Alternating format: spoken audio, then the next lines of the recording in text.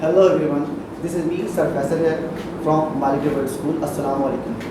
Everybody knows MLW has arranged online classes and today mathematics online classes. And my topic is fraction. Fraction means टुकड़ा या हिस्सा.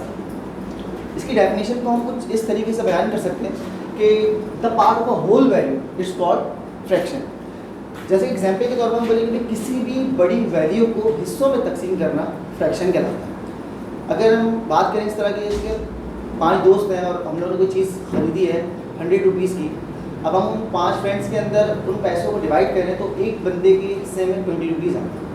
तो वो जो हर बंदे के हिस्से में 20 रुपीज़ आए ना, वो तो डिस्ट्रीब्यूशन है. लेकिन जो एक बंदे के पास जो 20 रुपीज़ आएंगे ना, तो वो एक टुकड़ा होगा, उसका वो हिस्सा होगा. तो उसके मायने क्या है? फ्रैक्शन.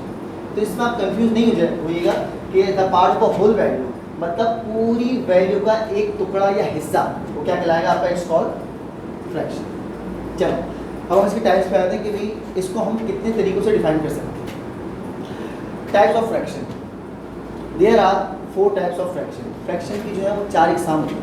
सबसे पहली कौन सी? Decimal fraction. डेसिमल फ्रैक्शन वो फ्रैक्शन कहलाती है कि जिसमें पॉइंट आ जाए. अब ज़रूरी नहीं है कि वो पॉइंट एक ही जगह पर आए. अब वो पॉइंट कहीं भी हो सकता है, चाहे वो पॉइंट स्टार्ट में हो. जैसे आपके सामने एग्जाम्पल मौजूद है 0.001. अगली देखें, बिल्कुल सेंटर में पॉइंट 0.01 और देन लास्ट में जो है सेकंड लास्ट में 0.1. बताने का मकसद सिर्फ और सिर्फ इतना है कि भाई ऐसी वैल्यू जिसके अंदर पॉइंट आ जाए तो वहाँ पे आपको शक की गुंजाइश ही नहीं है. आपको ये पता होना चाहिए कि वो क्या है. It's called decimal fraction. ये इसकी पहचान. इसी तरीके से हम आगे आ जाते हैं कॉमन फ्रैक्शन में. जैसे कॉमन फ्रैक्शन वो फ्रैक्शन होती है जो कि अपाउंड में, ठीक है. अब अपाउंड में आने की 2 सूरतें होती हैं. वो सूरतें कौन कौन सी होती हैं? जिसमें अक्सर बेशतर लोग गलती करते हैं. वो कहते हैं कि भाई प्रॉपर फ्रैक्शन और इम्प्रॉपर फ्रैक्शन अलग से फ्रैक्शन की काइंड्स है. फ्रैक्शन की तो सारी ही काइंड्स हैं, ये सारी काइंड फ्रैक्शन की ही हैं. बस फर्क इतना है, ये कॉमन फ्रैक्शन की 2 काइंड्स हैं. काइंड्स ऑफ फ्रैक्शन की है लेकिन किसकी है? कॉमन फ्रैक्शन की दोनों काइंड्स. ये कॉमन फ्रैक्शन के अंदर आती है. प्रॉपर फ्रैक्शन वो फ्रैक्शन होती है जो है तो अपाउंड में लेकिन जिसका न्यूमरेटर छोटा हो और डिनोमिनेटर बड़ा हो. क्या कहलाती है? Proper fraction. तो ये इसकी पहचान है. अच्छा, एक प्रॉपर फ्रैक्शन इसके बिल्कुल बरक्स अपोजिट है. वो कैसे? कि जिसका न्यूमरेटर तो बड़ा है और डिनोमिनेटर छोटा है, तो वो क्या कहलाता है? Improper fraction. बोलने का मकसद इतना है कि भाई ऐसी वैल्यू जो कि अपाउंड में हो, इट्स कॉल्ड कॉमन फ्रैक्शन. अब वो आपकी मर्जी की भाई जो वो दे रहा है कि प्रॉपर फ्रैक्शन हो और इम्प्रॉपर फ्रैक्शन, लेकिन हमें पहचानना है कि वो प्रॉपर है या इम्प्रॉपर है. अब ऐसा ना हो कि आप लोगों ने बोल दिया कॉमन अपाउंड में होती है कॉमन. वो कॉमन तो है लेकिन अगर किसी ने सवाल कर लिया कि इसमें प्रॉपर और इम्प्रॉपर को अलग करो, तो आप क्या करोगे? बताओगे कि भाई जिसका न्यूमरेटर छोटा हो और डिनोमिनेटर बड़ा हो, वो क्या कहलाती है? प्रॉपर. और इसके बिल्कुल अपोजिट, जिसका न्यूमरेटर बड़ा हो और डिनोमिनेटर छोटा हो, क्या कहलाता है? Improper fraction. अब आ जाते हैं इसकी तीसरी काइंड के ऊपर जिसका नाम है मिक्स्ड, होल और कंपाउंड. अच्छा, इसके 3 नाम होने की वजह से आप ये कंफ्यूज नहीं हो जाए कि शायद अलग अलग फ्रैक्शन है. नहीं, ये तीनों फ्रैक्शन की एक ही नाम है. बस फर्क सिर्फ इतना है क्लासेस वाइज अलग है. जब हम क्लास 4 में होते हैं तो हम इसको पढ़ते हैं मिक्स फ्रैक्शन के नाम से. जैसे हम जैसी हमारा माशाल्लाह बड़ी क्लास में आ जाते हैं तो हम इसको पढ़ते हैं 6 क्लास के अंदर होल फ्रैक्शन. हत्ता कि 7 क्लास के अंदर भी हम इसको होल फ्रैक्शन के नाम से. लेकिन जैसे ही हम इंटर होते हैं क्लास 8 के अंदर तो फिर ये अपना नाम तब्दील करके क्या ले आता है? Compound fraction. इसकी एग्जाम्पल हमारे पास मौजूद है. ये वो फ्रैक्शन होती है जो दोनों हिस्सों में आती है, होल में भी और अपाउंड में भी. अब अपाउंड में चाहे वो प्रॉपर हो चाहे वो इम्प्रॉपर हो, तो हम उसका नाम तब्दील नहीं कर सकते. नाम उसका यही रहेगा.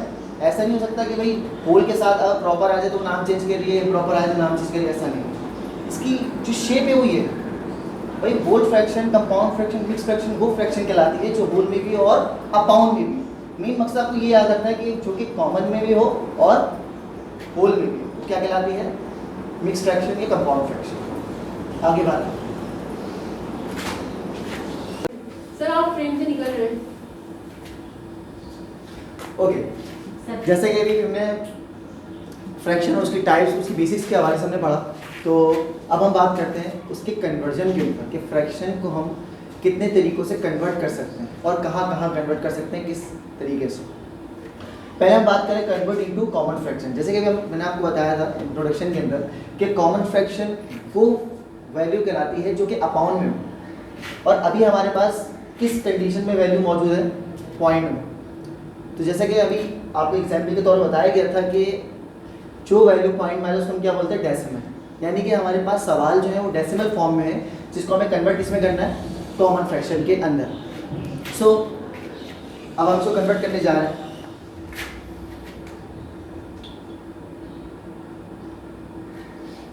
हमारे पास सवाल है 1.5 जो कि डेसिमल फॉर्म में है। अब इसको हमें कन्वर्ट करना है कॉमन फ्रैक्शन के अंदर। तो जब भी पॉइंट वाली वैल्यूज़ को हम कॉमन में चेंज करते हैं तो पॉइंट को कैंसिल करके उसकी जगह हम 1 यूज़ करते हैं, और आगे जितनी वैल्यूज़ होती हैं उतने ज़ीरो लग जाते हैं। अगर वहाँ कितनी वैल्यूज़ आगे 1, तो ओनली 1 0 का हम यहाँ पर इजाफा कर देंगे। तो जब हमने पॉइंट कैंसिल कर दिया तो हमारे पास क्या आंसर आ गया, 15/10। देखा जाए तो ये आंसर है, क्योंकि हमने आंसर फाइंड कर लिया है, उस समय बहुत मालूम करना था कॉमन फ्रैक्शन। लेकिन यहाँ पर एक चीज़ का मज़ीद इजाफा हो गया, वो ये कि जो आंसर आ रहा है हमारा वो एक टेबल में आता है, जिसकी वजह से हमें इस आंसर को आगे और मज़ीद सॉल्व करना पड़ेगा, क्योंकि ये 5 की टेबल में आता है। 5 3 = 15 और 5 2 = 10। तो इसको हम कैंसिल कर देते हैं।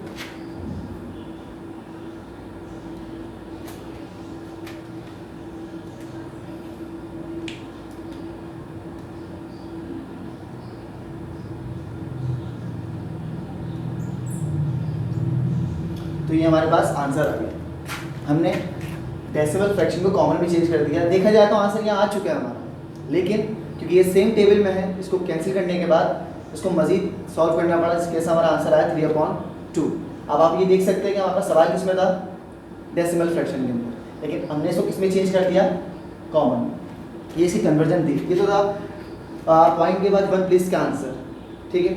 अब हम पढ़ लें अगेन, पॉइंट के बाद 1 प्लेस की वैल्यू, लेकिन पॉइंट से पहले यहाँ पर 2 वैल्यूज मौजूद हैं। Okay, let's start.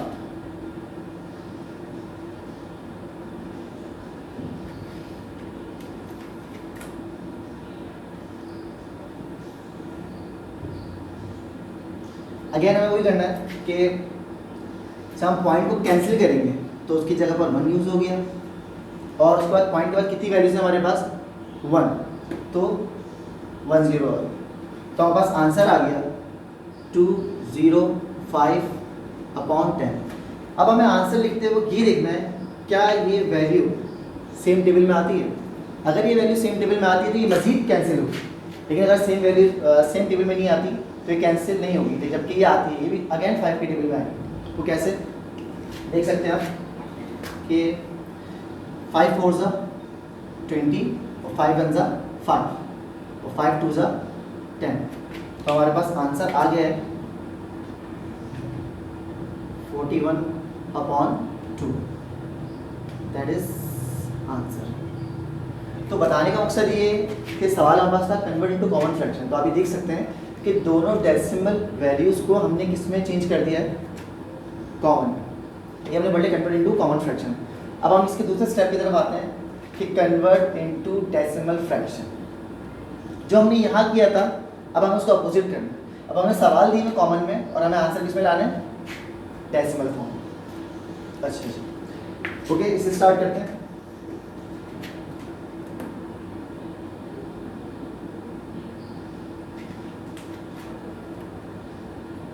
सवाल है हमारे पास 21/2। अच्छा जी, जैसा कि आपने देखा कि कन्वर्ट करते हुए सबका कॉन्सेप्ट अलग होता है। जब हमने डेसिमल को कॉमन में चेंज किया तो उसका कॉन्सेप्ट करने का सोल्यूशन का अलग था, लेकिन इसका सोल्यूशन अलग है, क्योंकि आपको कॉमन में दिया हुआ है तो आपको इसको चेंज करना है किसके अंदर, डेसिमल के अंदर। तो जब भी कॉमन फ्रैक्शन को डेसिमल फ्रैक्शन में कन्वर्ट करेंगे तो डिवाइड करेंगे।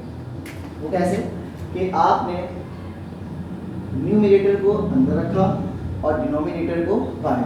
अच्छा सुनिए, यहाँ पर एक बात क्लियर करते चलूँ, क्योंकि अक्सर बच्चे जो हैं इसको अपनी याद दहानी के लिए याद रखते हैं। वो अक्सर बोल भी देते हैं कि सर ऊपर वाली वैल्यू अंदर जाएगी और नीचे वाली वैल्यू बाहर आएगी। तो बेटा जब आपको ये पता है कि ऊपर वाली वैल्यू बाहर अंदर आएगी और नीचे वाली बाहर आएगी, तो इसके नाम भी आपको पता होने चाहिए। अगर आपने एक नाम याद रख लिया तो दूसरा नाम आपकी ज़बान पर ऑलरेडी आ जाएगा, क्योंकि आपको पता है कि हम ऊपर वाली वैल्यू को न्यूमरेटर कहते हैं और नीचे वाली वैल्यू को डिनोमिनेटर कहते हैं। तो आपको ये बोलना चाहिए कि सर आप न्यूमरेटर को अंदर रखें और डिनोमिनेटर को बाहर। लेट्स स्टार्ट, इसको सॉल्व करते हैं। हमें 2 का टेबल कितना पढ़ना है कि पूरे 20 आ जाए। ये 21 आ जाए, लेकिन 21 से छोटा और 21 से बड़ा ना आए। ओके, तो अब हम इसे सॉल्व कर रहे हैं। हमें टू के टेबल इतना पढ़ना है कि 21 आ जाए, 21 से छोटा आ जाए, लेकिन 21 से बड़ा ना आए। तो हम टू के टेबल पढ़ते हैं, तो 2 टाइम्स 20, हमारे पास 1 बच गया। अच्छा, अब 1 बच गया तो सबको पता है कि भाई जब भी हम पॉइंट, हमें 0 या नीचे कोई इजाफा करना हो तो पॉइंट ला के हम 0 का इजाफा करते हैं। लेकिन एक बात आपको बताना ये भी ज़रूरी है कि कभी कुछ ऐसे सवाल आ जाते हैं कि जो चल रहे होते हैं उस समय नीचे, तो इस पॉइंट के ज़रिए हम 3 जगह पर 0 का इजाफा कर सकते हैं, लेकिन अलग अलग प्लेसेस पर। एक ही प्लेसेस पे हम, एक ही प्लेस पे हम 3, एक या एक से एक 0 का इस्तेमाल कर सकते हैं, लेकिन एक से ज़्यादा 0 का इस्तेमाल नहीं कर सकते। लेकिन अगर 3 अलग अलग प्लेसेस होंगे तो इस पॉइंट के जरिए उसमें हम 0 का इजाफा कर सकते हैं, क्योंकि यहाँ पर अभी एक प्लेस है और अब एक ही 0 की हमें नीड थी जो कि हमने इस पॉइंट के जरिए लगा दिया। तो अब हम इसे सॉल्व कर सकते हैं। वो कैसे? 2 5 10। तो हमारे पास आंसर कॉमन फ्रैक्शन का डेसिमल फ्रैक्शन में आ गया क्या? 10.5। इसी तरह अब हम दूसरे सवाल पे आ जाते हैं, जो कि 26/4 है। अच्छा, एक चीज़ और क्लियर करते चलो स्टूडेंट्स के, कुछ स्टूडेंट जो हैं वो इस तरीके से भी कहते हैं क्लास के अंदर कि सर डिवाइड, जब भी हम डिवीजन कर रहे होते हैं तो बड़ी वैल्यू को अंदर रखते हैं और छोटी वैल्यू को बाहर। तो जब आपने ये चीज़ जहन में बिठा लेनी होती है कि छोटी वैल्यू अंदर रखते हैं और बड़ी वैल्यू को अंदर रखते हैं और छोटी वैल्यू को बाहर, या आपने अपने दिमाग में क्रिएट किया हुआ होता है, तो फिर आपको ये भी पता होना चाहिए कि सर ने हमेशा बताया कि न्यूमरेटर अंदर जाएगा और डिनोमिनेटर बाहर। क्योंकि अगर कभी सवाल इम्प्रॉपर फ्रैक्शन में आ गया या प्रॉपर फ्रैक्शन में आपके कंफ्यूज हो गए तो फिर आपका सवाल गलत हो जाएगा। क्यों? क्योंकि जब आपको न्यूमरेटर अंदर रखना होता है और डिनोमिनेटर को बाहर रखना होता है। फॉर एग्जाम्पल, अगर नीचे बड़ी वैल्यू आ गई ऊपर छोटी आ गई तो फिर आप क्या करेंगे? नीचे वाली वैल्यू के अंदर ऊपर वाली वैल्यू को बाहर रखेंगे, तो सवाल आपका गलत हो गया। इस तरीके से तो सवाल आपका गलत हो जाएगा। तो आपने करना ये कि अपने जहन में इस बात को क्रिएट कर लेना है, बिठा लेनी है ये बात कि न्यूमरेटर यानी कि ऊपर वाली वैल्यू अंदर जाएगी और नीचे वाली लाइक डिनोमिनेटर को हम बाहर रखेंगे।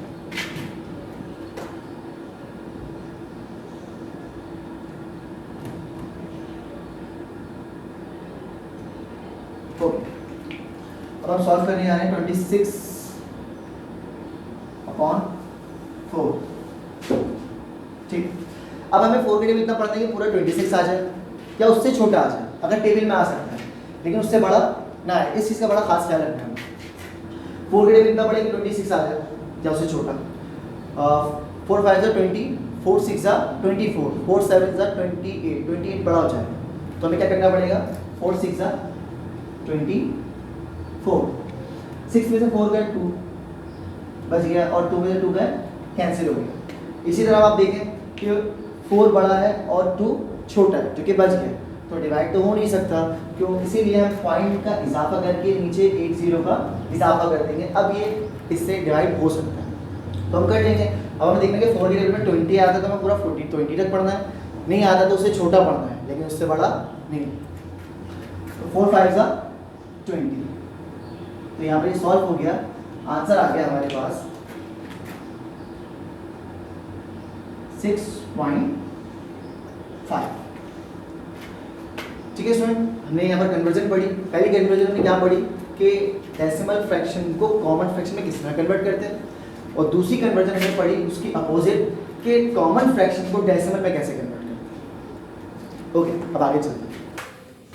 ओके स्टूडेंट्स, अब हम आते हैं नेक्स्ट स्टेप के ऊपर। अभी हमने पढ़ा था कि डेसिमल फ्रैक्शन को कॉमन में किस तरह चेंज करते हैं और कॉमन फ्रैक्शन को डेसिमल फ्रैक्शन में किस तरह चेंज करते हैं। लेकिन अब हम पढ़ेंगे कि हम होल फ्रैक्शन को कॉमन में किस तरह कन्वर्ट कर सकते हैं और होल फ्रैक्शन को ही डेसिमल में किस तरह कन्वर्ट कर सकते हैं। तरीका वही है, बस एक स्टेप का इजाफा होता है। उस एक स्टेप को आप अगर अच्छी तरीके से समझ लें, फिर आप चाहे आप 7 में हो, चाहे 6 में हो, चाहे 8 में क्यों ना हो, तो वो तरीका चेंज नहीं होता, कॉन्सेप्ट सेम रहता है। तो वो तरीका क्या है आपका?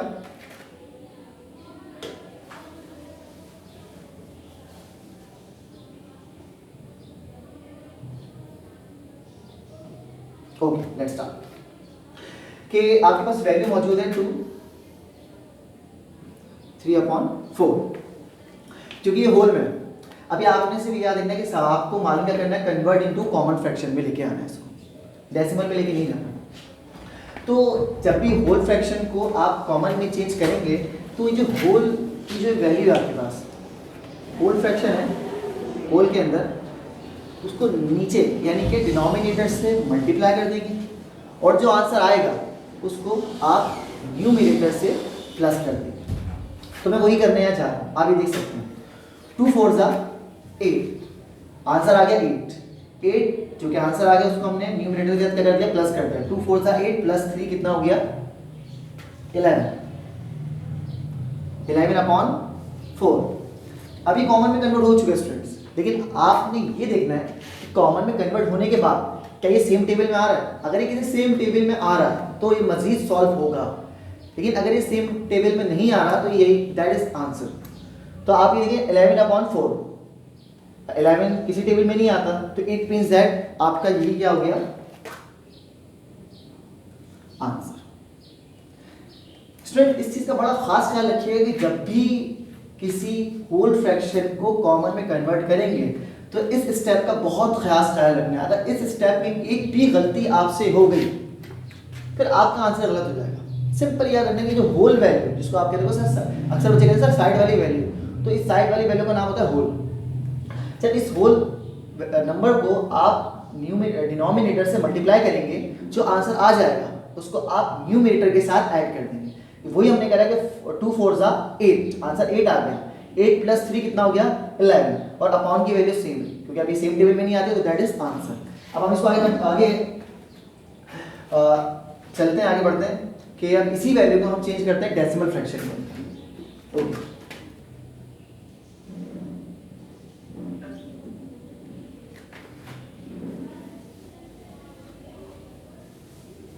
ओके 4 6/4। अभी भी वही हमें स्टेप फॉलो करना है कि इस होल वाली वैल्यू को डिनोमिनेटर से मल्टीप्लाई और न्यूमरेटर से प्लस। 4 4 ज़ा 16, 16 प्लस 6 कितना हो गया 22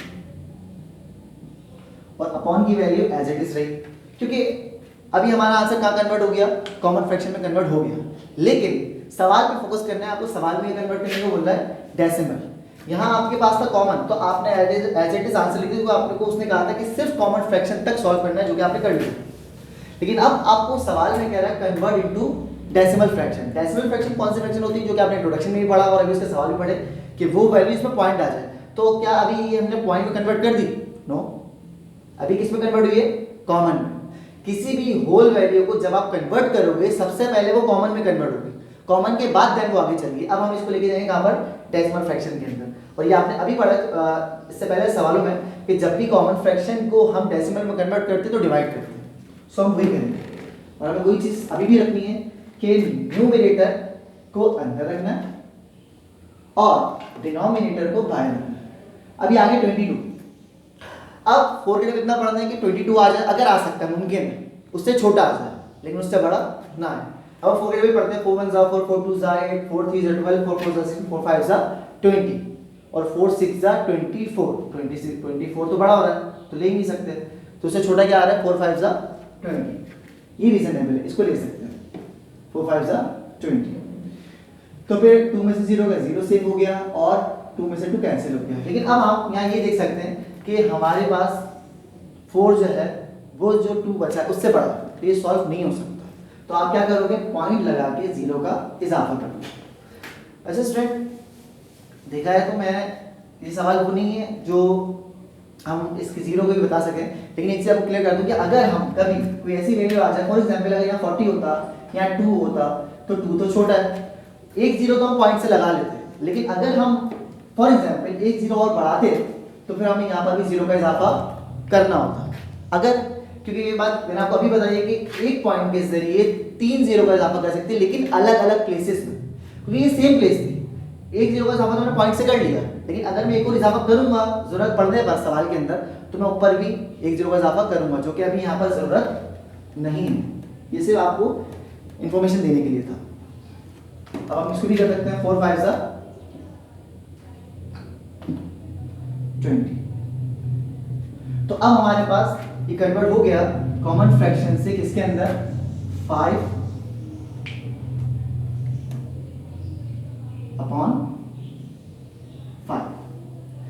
ओके स्टूडेंट, अब दोनों चीजें अगर मौजूद हैं, होल फ्रैक्शन को कॉमन में किस तरह तब्दील कर किया जा सकता है और डेसिमल फ्रैक्शन को कॉमन फ्रैक्शन होल फ्रैक्शन को डेसिमल फ्रैक्शन में किस तरह कन्वर्ट किया जाता है। इंशाल्लाह उम्मीद करता हूँ कि आपको समझ आया होगा। Okay, let's make it off. इंशाल्लाह see you again in next class. Goodbye, अल्लाह हाफिज़ and take care of your good self. So student, मैंने जल्दी में इसको 5.5 बोल दिया। आंसर हमारे पास आया 5.5। ओके, इंशाल्लाह आप सबको क्लास में बड़ा मज़ा आया होगा। Let's make it off. इंशाल्लाह see you again in next class.